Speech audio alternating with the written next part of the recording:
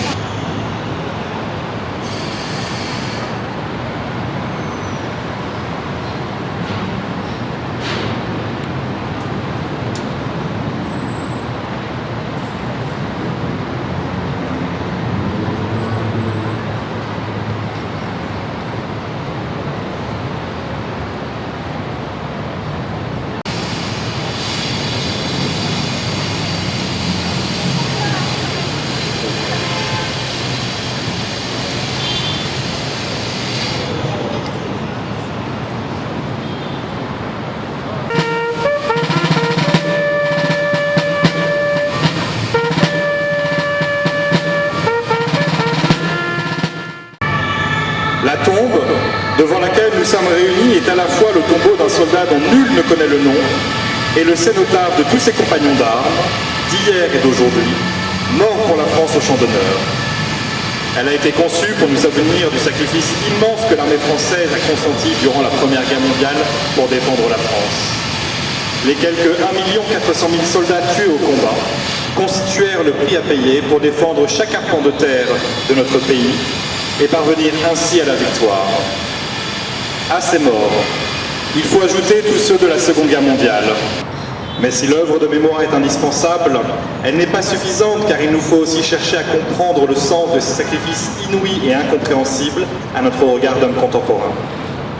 Car le prix des combats fut à l'époque et reste encore aujourd'hui supporté par l'ensemble de la nation française, avec ses destructions, son cortège de blessés, ses veuves de guerre et ses orphelins, qui portèrent et continuent de porter le prix de la victoire dans leur cœur, leur corps, leur âme. Afin que nous comprenions qu'aucune souffrance n'est vaine, quand le but est compris et partagé par tout un peuple, cette flamme a dépassé le symbole de la fraternité d'armes pour devenir désormais la flamme de la nation. Mais la vie nous apprend que rien n'est jamais acquis définitivement et que vivre librement dans un pays en paix se mérite chaque jour. Chacun de nous doit donc être conscient qu'en rendant hommage aux soldats inconnus, il rend hommage à ceux qui ont servi la France, à ceux qui ont bâti et défendu la nation, qui ont payé le prix du sang et des larmes, et qui aujourd'hui nous servent d'exemple. Aussi, chacun de nous, en venant honorer le soldat inconnu, doit-il s'engager personnellement à servir son pays, ne serait-ce qu'en faisant son devoir d'État, partout où il se trouvera. L'avenir de notre pays est à ce prix. C'est la flamme de l'espérance. Ce soir, participe à ce ravivage le collège Anatole France de Casablanca.